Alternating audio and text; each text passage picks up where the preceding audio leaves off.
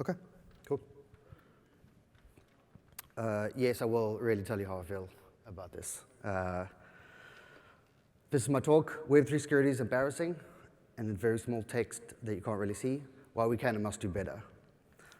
So a little disclaimer at the beginning. I really love security. Like I go to a lot of security things. I always hear people who are like, oh, I enjoy bouldering and cooking, doing other things. I don't. In my free time, I also enjoy security. So I do security at work, and then I also do security for fun. I also love drama. It's great. That's why I work in crypto. I will definitely be able to convince you why you should watch Survivor if you do risk assessment. And I also love ranting. So that's likely what you'll get here. OK, so who am I? The alias that I usually use is Andrew Mohawk. You'll never figure that out, why I picked that. It's because I'm very creative. No, I picked it when I was very young, and now I have to deal with it. So my background is I worked at Biterva for 10 years. We built Maltego. Then I did incident response at BitMEX. I set up incident response and detection response at Robinhood. Then I was a head of security at Uniswap, and now I'm at Privy. And big shout out to Privy for letting me do this talk after a month. They're an embedded wallet company, and my talk is about to rage about wallets. So that's really nice of them. Also, I'm part of the Black Hat Review Board, and I've been part of SEAL for a while now. OK, so it'll be a short rant in 4 parts. It's short because this is the longest slot we have. If there was a 2-hour slot, I would fill that up. So start with Web3. It's obviously Web 2+1. I'm really good at maths. That's how I figured that out. If you take like the traditional Web 2 stuff, our connectivity, the things that we add on that are like really functional here are it's inherently more financial, right? Everyone is using it to do things with assets that have value. So obviously has a much higher return on investment for attackers. And then there isn't really a safety net of providers like we see in traditional Web 2, like especially in fintech. So you have a user that directly interacts with a chain or with crypto, rather than saying, oh, it goes to a bank. You know, if my mom takes her card and she tries to draw all her money out in an ATM, the ATM is going to be like, whoa, you should go to the bank. But if she tries it in crypto, just kidding, she won't, then it will allow her to do it. It's obviously digital, so there's 24-hour coverage.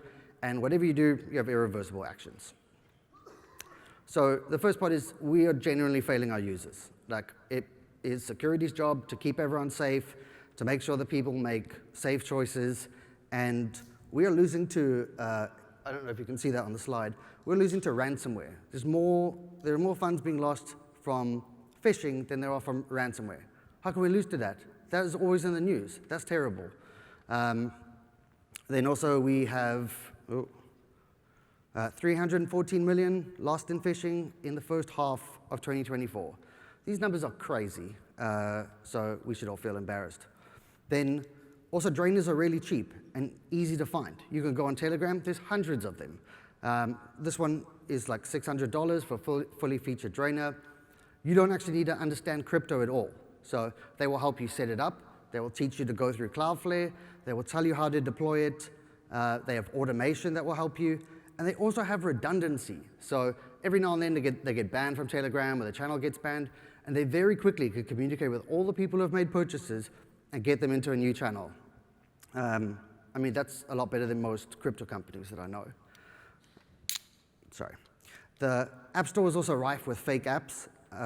So it's really difficult for us to get our real apps in there. And I think this was the part where I was like, wow, we're really losing. So when I was at Uniswap, there was like a fake Uniswap app that was in the store. And I was like, well, I've got some free time. I'll take it apart. I got the IPA, decrypted it, reversed it. And inside that IPA was just a web view. And it opened up, and there was just this big text at the top that said, enter seed phrase. And then there was a big block. It was a text area. That was it. And then there was a button that said submit. I was like, this person did not even skin this. Like, this isn't pink. There's no logo. Like, I'm losing to someone who literally went through like an HTML tutorial a few days ago. And, you know, they're making millions of dollars, so a bit upsetting. Then also, obviously, we have dependency issues. More recently with the Lottie files, but also like we see it regularly on NPM. We had the Ledger Connect thing.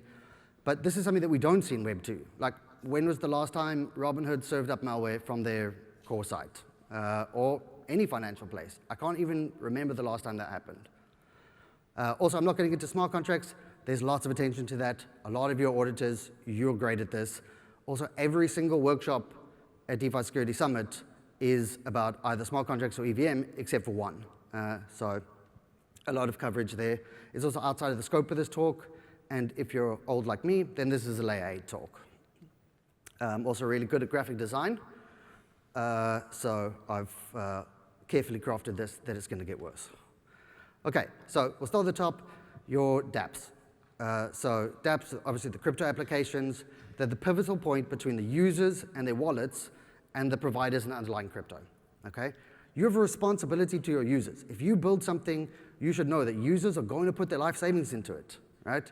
You need to at least turn on logs. I've been in way too many incidents now where we'll get there, we'll be like, oh, something bad has happened. I also love incidents because it's drama. Something bad has happened. I'll be like, oh, great. Let's get the logs. Let's have a look.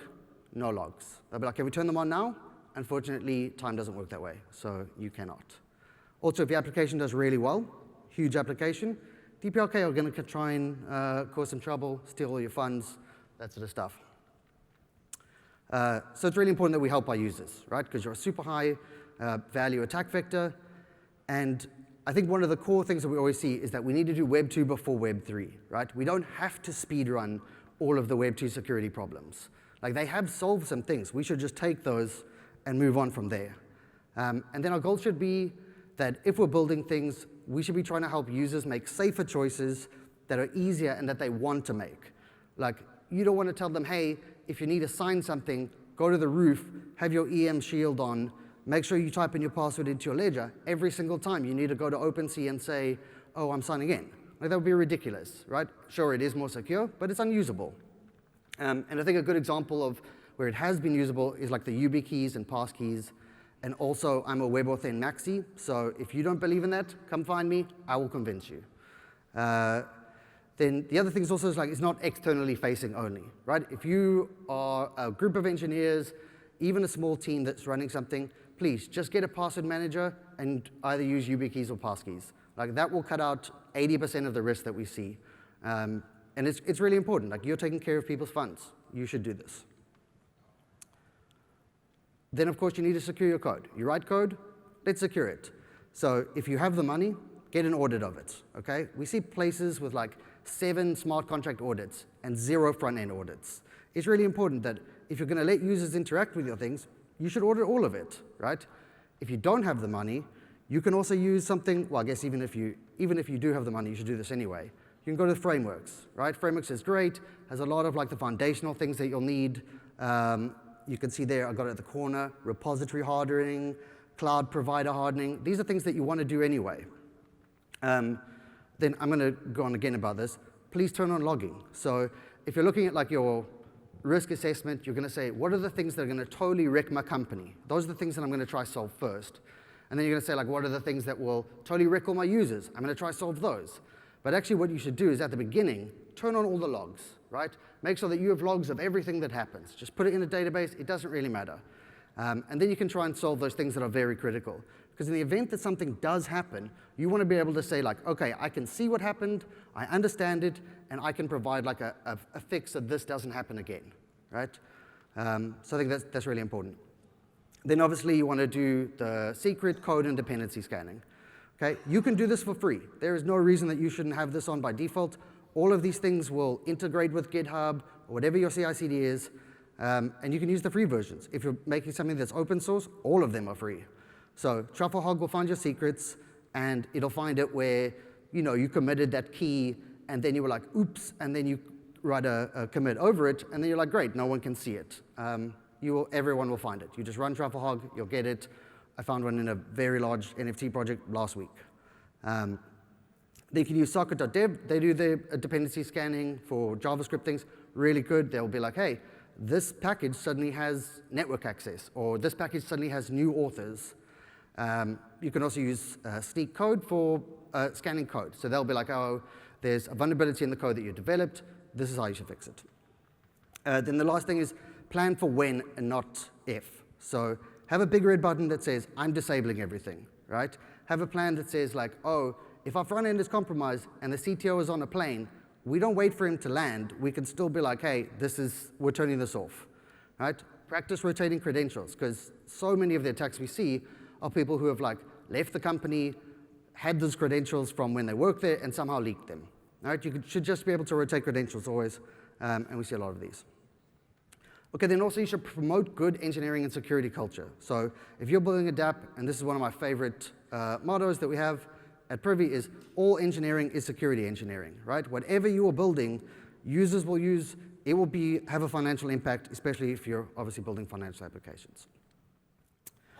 Okay, now we'll talk a little bit about providers.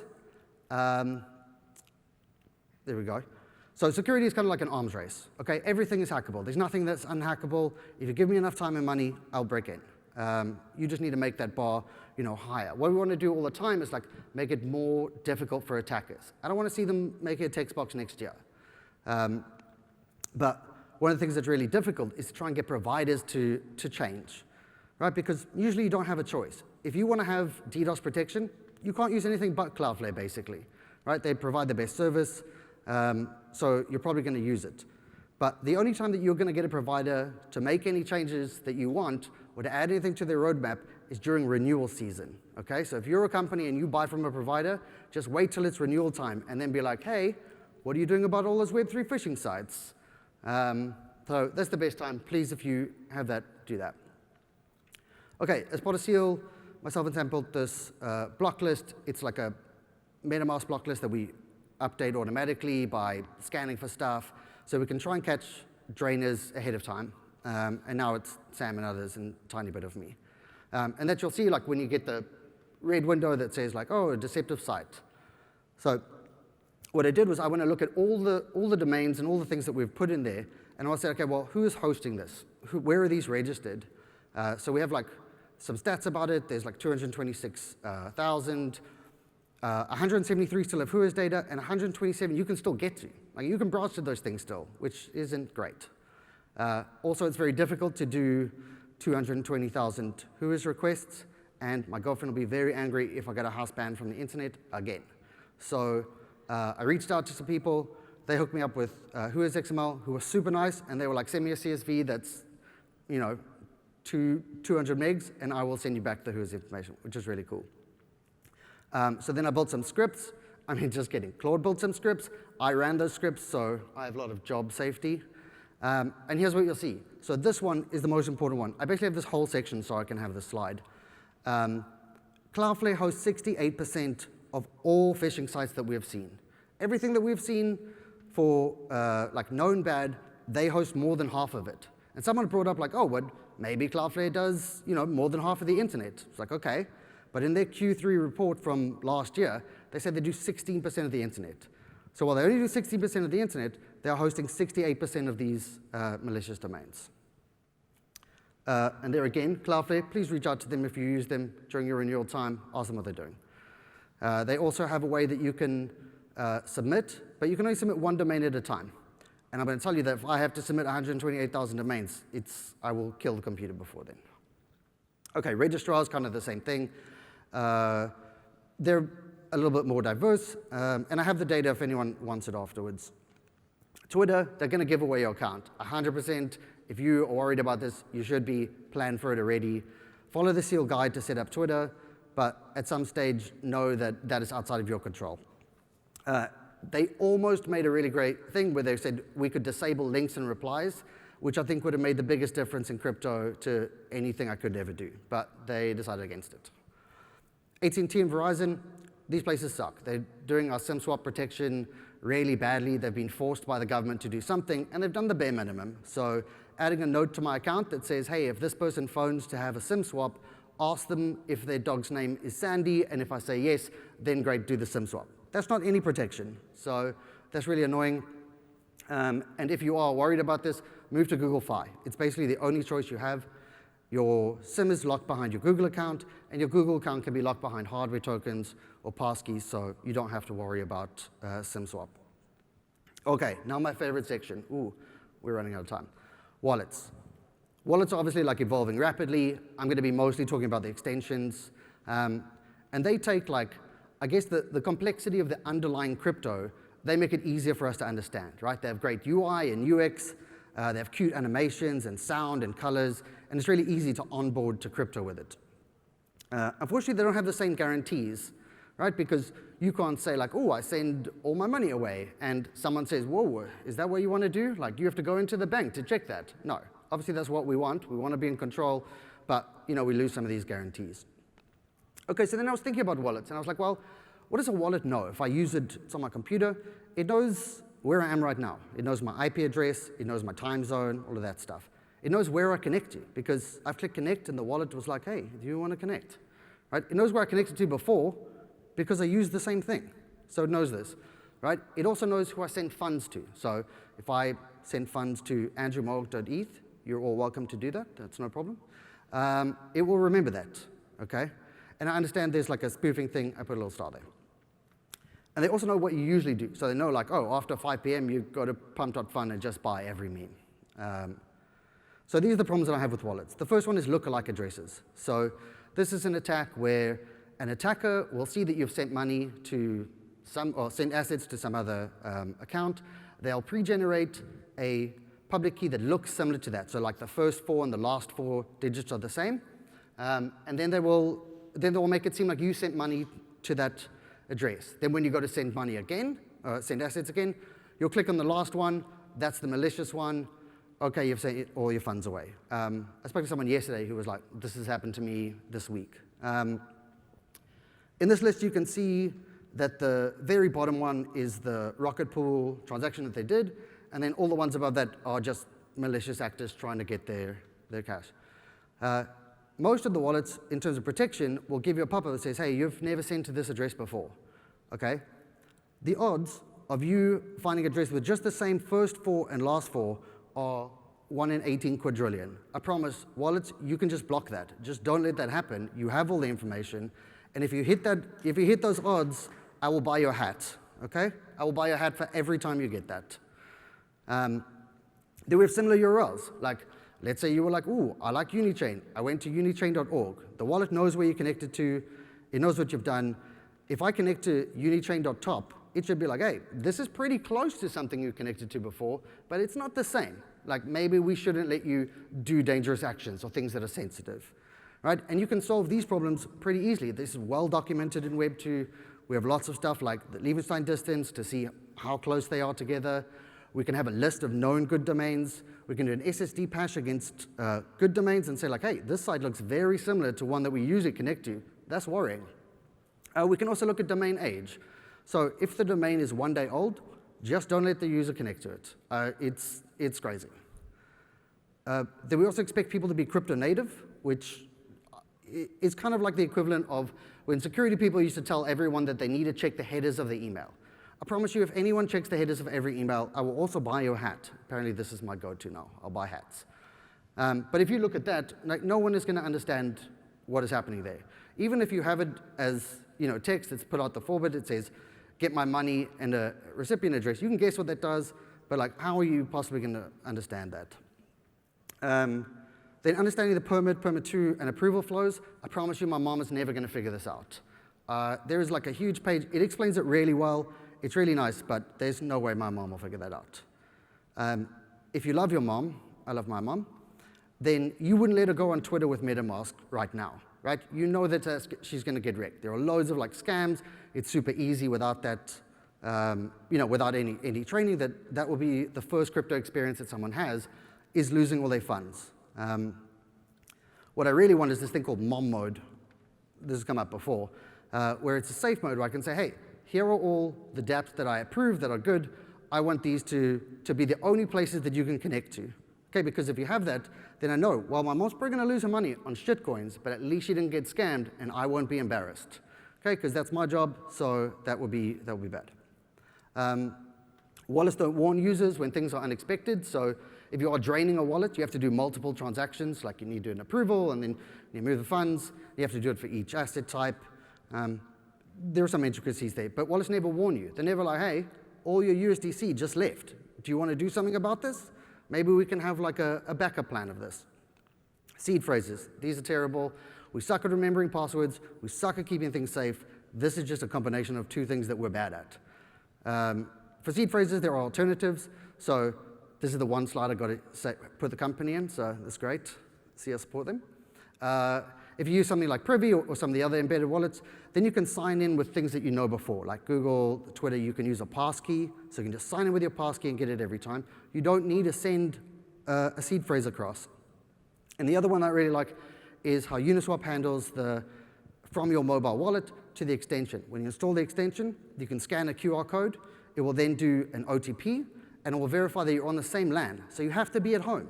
You know, if an attacker is in your house, like you've got other things to worry about. But at least here, like we have a good way that I didn't have to copy a seed phrase, put it somewhere, you know, and copy it again. Okay, loads of improvements. Whoa, I'm way out of time. So WebAuthn and passkeys, it's phish-proof authentication. We've got to have this. Like we can solve phishing. There is a solution to it. Allow listing mom mode. I love this. High net worth individuals, like we see people who get drained for millions and millions of dollars. But if I'm a high net individual and I go to a site, for some reason I have millions of dollars in this scenario, that would be great. If I go to a site and it wants me to interact, then why don't you just spin up a new wallet for me? It takes no time. I will pay the $2 extra so that I know that the rest of my assets are not at risk. I don't see a lot of emergency buttons like revoke all, or I want to move all my assets, I feel unsafe about it. And then rethinking the approval flow. So UX people are incredible. They're super good at what they do. Let them do it. And then, of course, clear signing. People need to understand what they're doing. I know tons of wallets already do this, and you're the best. I love you long time. OK. Security, this is my last one. Ooh, I have 18 seconds. It'll be fine. Security folks need empathy. So I think that a lot of the time I see that real people get scammed, and people are punching down. Like, don't do this. This is really hurting the industry. People are going to, feel ashamed, feel guilty. They're not going to want to say, oh, this is what happened to me. Without that information, we can't make security better, right? This is something in a thread that was part of. Someone said, you know what's sad is I know a victim, they sold their house for a scam. And then another person said, well, you know what's more sad is that I warned the project 7 days ago. I promise you, you warning the project 7 days ago is not more sad than someone losing their house. Then also security folks should dog food. Like security advice is difficult. But if you want to give out security advice, I expect that you are doing the same things. If you say, oh, you want to put your phone, you think everyone should put their phone in lockdown mode, run your phone in lockdown mode. Not everything works. I promise you, my phone has the worst rendering of all websites you've ever seen. So understand what the difficulties are. Like, do you have a hardware wallet? Do you sign every transaction? If we're giving out suggestions, you have to be able to run this yourself. And also being able to run it yourself means that we can work on good and workable solutions, because you need to be able to use it as well. Oh, OK. Security folks should also support people. So call out good security work. If you see something that's good, be like, hey, this rocks. You're awesome. I love this. Like, we don't only need to be like, wow, these people suck. Then also share your knowledge. So people are very hesitant to share their knowledge. They know a huge amount about something, and they'll be like, oof, but if I share it, then people will steal my credit and the place that I can be in. I promise you that one blog post will not steal all your knowledge, and then you will lift up other people, and you have a chance of expanding it. Then also you can submit a bug without getting paid $1 million. OK, so that's the end. Let's make crypto safe enough for Andrew's mom. That would be great. Thank you. Thank you so much, Andrew. I think we do have time for one question. Anyone?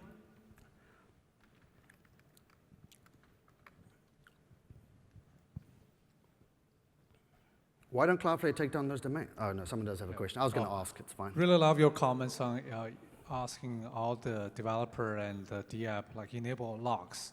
But one thing I do want to add as a comment is that based on our experience, very often people didn't pay attention to protect their logs, and also didn't pay attention about what to put in the logs. So that actually are some of the vulnerability or security risks we have found before. So we really want to hear your suggestion on how people should pay more attention protecting their logs. Thank you. Cool. I think that if you're looking at the extension wallet side or the application side, then I think the main thing is that there's a huge push in the industry that we need to get out features fast. People need to deploy stuff as quick as they can. We don't spend enough time being like, OK, how does this work? Do we have unit tests for everything that makes sense? And I think that calling out hey, here are some things that cost other companies in similar positions this much money in losses, like, is why you should spend extra time. But mostly I think that it's just a time thing. Discussing with the dev team I find is really good. I'll be like, all right, you're all criminals now. Tell me how you're going to break in. They know the code better than I will ever know the code. So a lot of that stuff really helps, I think, like, normalizing that. Cool. Thank you so much, Andrew. Thank you all for being part of this session.